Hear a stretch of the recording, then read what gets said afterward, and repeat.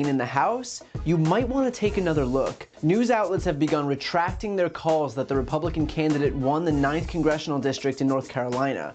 Unofficial tallies show Republican Mark Harris leading by 905 votes over Democrat Dan McCready, but serious allegations of voter fraud have thrown the results into question. That's right, Republicans who have been crying voter fraud endlessly election after election have finally found it. Credible, actual voter fraud allegations, and they've been leveled against Republicans. The bipartisan North Carolina Board of Elections unanimously agreed not to certify the election results in the 9th district, and then voted again 7-2 to hold another hearing on December 21st, all while citing, quote, unfortunate activities. Even the state Democratic Party claimed that, quote, serious irregularities and improprieties may have occurred with voters in Bladen and Robeson counties. Well, we now know what those activities are, and they are about as underhanded and sloppy as you can get. Apparently, older residents have given sworn statements alleging that people were coming to their doors asking to collect absentee ballots, some of which those people had never even requested.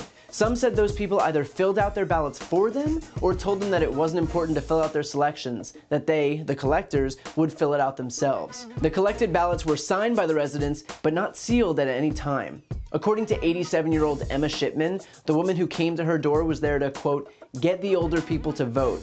She was kind of pushing me to do it, she said. Every single part of this, obviously, is incredibly illegal. But here's how this was caught.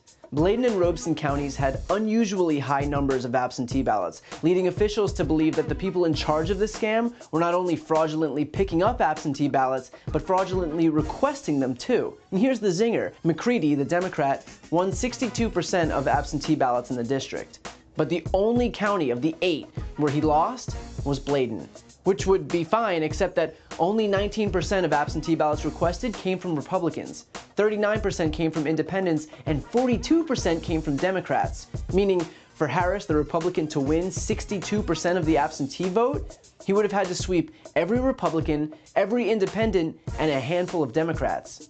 Surely this pattern happened in at least one of the other counties in the district, right? No? None?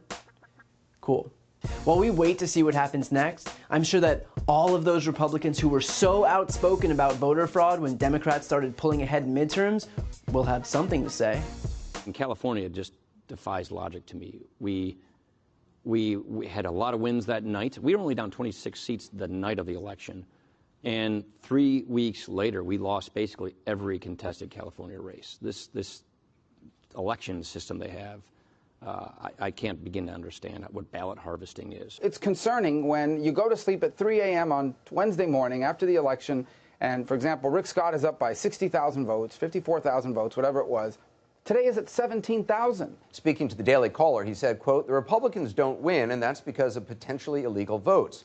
When people get in line that have absolutely no right to vote, and they go around in circles. Sometimes they go to their car, put on a different hat, put on a different shirt, come in, and vote again. Paul Ryan, Marco Rubio, Trump, this is it. You finally have a case of credible voter fraud that you've been so concerned about. Let's see if you care when it's your party at fault and when there are actually facts to back it up. Something tells me it'll be nothing more than crickets from the right.